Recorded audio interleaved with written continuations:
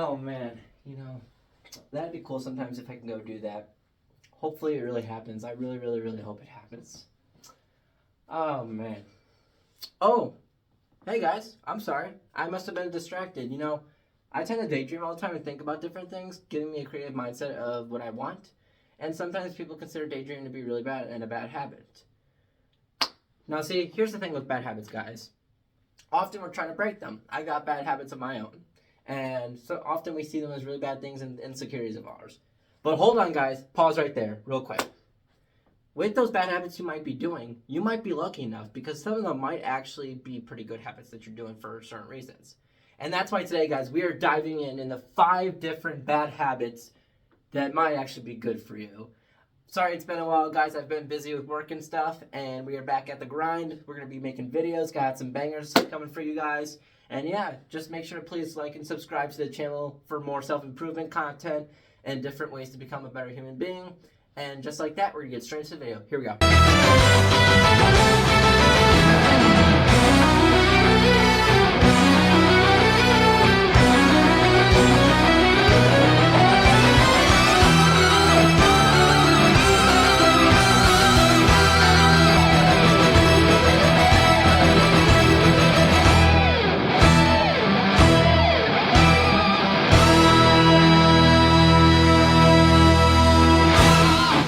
Number 1, and that's going to be video games.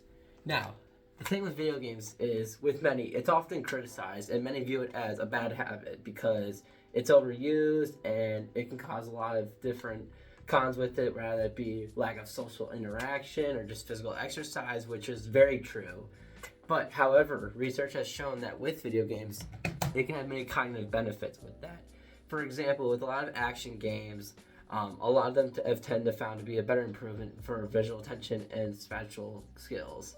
And additionally, with other types of video games and like strategic type of games, it's also helped emphasize more of enhancing problem-solving skills and mental skills, rather than being in decision making or in that same type of field. And now with that, a lot of multiplayer games that we see, like the sport games I play and stuff, it can help learn to foster teamwork and a lot of collaboration if you're playing online with other people and or with your friends. It's kind of learning some good skills within that factor of working with people and helping also build some social interaction within the video game world. Even though it's not the most reliable thing, it can tend to be a very big benefit for many.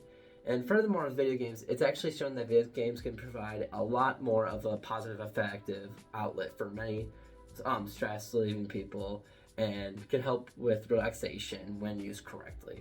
And engaging in gaming activities and such can allow an individual to actually escape pressures of everyday life activities or just stress in general, and can help them just like have those therapeutic effects on them on the mental well-being when playing video games. Now obviously, I want you all to keep in mind with video games and stuff, you want to only play for a certain period of time. Unless you've done everything you need to do for the day and stuff, go for it. But if you still got stuff to do, keep doing those things and don't let stupid video games get in the way of your everyday action. Numero dos, people. And that is none other than procrastination, y'all. And when we view that word, even when I see that word, procrastination, I think, ugh, he's a procrastinator. I don't like those type of people. He disgusts me. He's a procrastinator. But you know what? We often view it as a detrimental habit, and it can be very misleading with mislead deadlines and increased in stress when you become a procrastinator. But however, with procrastination, actually, there are instances, a few, where procrastination can actually be very beneficial to you in a few ways.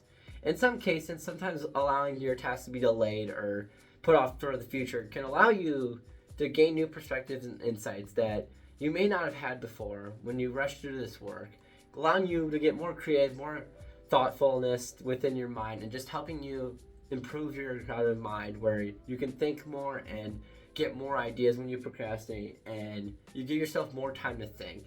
And it can also lead to more creative problem solving and finding more innovative ideas, whether that be for a project, work, or whatever in general, as that's going to help you put you in a lot farther categories as many that may not procrastinate and just want to get it done right away, which is the type of guy that I tend to be.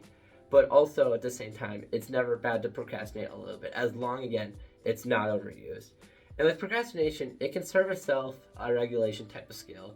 And then by postponing certain tasks, a lot of individuals are going to give themselves more freedom and necessary time to mentally prepare and recharge before tackling on some hard work, coming up with new creative ideas, and just overall giving themselves more freedom within that range. Number 3. We're just going to ignore it. Number 3. And this is one I am as hell of guilty of. Hell guilty of, y'all. And that is the good old nail biting. Nail biting your fingernails. And with nail biting, I can consider that self a very bad habit of mine that I've tried to get better with, because it has a lot of negative effects just with your nail health and your overall appearance. And when people see yourself, sometimes people might view your fingernails and be like, oh, he bites his fingernails, he doesn't take care of them, which can be a very big turnoff for a lot of people. Even though it's not the biggest thing to consider about, it's still something very important, because it is your health after all. But with some studies actually, and doing some research, it's suggested that with nail biting, it has a lot of actual immune boosting benefits. With biting your fingernails, you tend to bite off a lot of that bacteria that hits in within your fingernails when you scuffle in like dirt, nature, when you're doing stuff. Like, you get bacteria in your fingernails, and basically what's that doing is when you bite your fingernails, you're taking in that bacteria inside you, which can help build some blood cells and stuff and become more immune to those bacteria cells, causing you to have a more healthier immune system. That when you expose small amounts of dirt and germs to the nail, it helps strengthen that immune system over time, and throughout your time, it's going to build up that tolerance with other diseases and bacteria, sicknesses, and all that type of stuff. But in general, please, for the love of God, y'all, just clip, 5 seconds, clip the fingernails, all right? I'm trying to get better with that as well. I'm there with you guys. But with fingernail biting, it serves as a coping mechanism too for managing stress and anxiety, which is the main reason why we do it. But also at the same time, that's when we want to start building more appropriate habits rather than biting off our fingernails, though it comes with many benefits. Numero cuatro, y'all, number 4. And that's going to be one that we all are guilty of, especially when we were younger. You remember those good old fidget spinners? The things that we keep spinning and spinning around all day long in class, and we couldn't focus a damn thing on what we were learning. None other than the great habit of fidgeting. And this is one I am also grateful of. But with fidgeting, we're categorizing this as a small movement, such as like tapping your fingers and just bouncing your legs. Just fidgeting in general, moving around yourself when you're bored. And it can often be a sign of restlessness or just inactiveness. You're bored and you want to get moving and stuff. And this tends to be within a lot of people that might deal with anxiety, ADHD, and just like disorders in general that have a hard time concentrating and being able to focus for a certain period of time, and which comes with short attention spans, causing us to want to fidget and keep ourselves active. And on the contrary to this perception, a lot of fidgeting can actually be aided with concentration and cognitive performance for some individuals, as again with all these bad habits, they do have a few benefits. And research has suggested that engaging within those minor physical movements while focusing on mental stress can actually help you maintain alertness and prevent mental fatigue, as this can keep you upbeat and making sure that you're staying up to beat with all this hard work and working on what you need to work on. And for people with attention disorders, like I mentioned with ADHD, fidgeting can actually act as a self-regulation mechanism, and it can help channel excess energy within and improve your mental focus on what you're trying to do.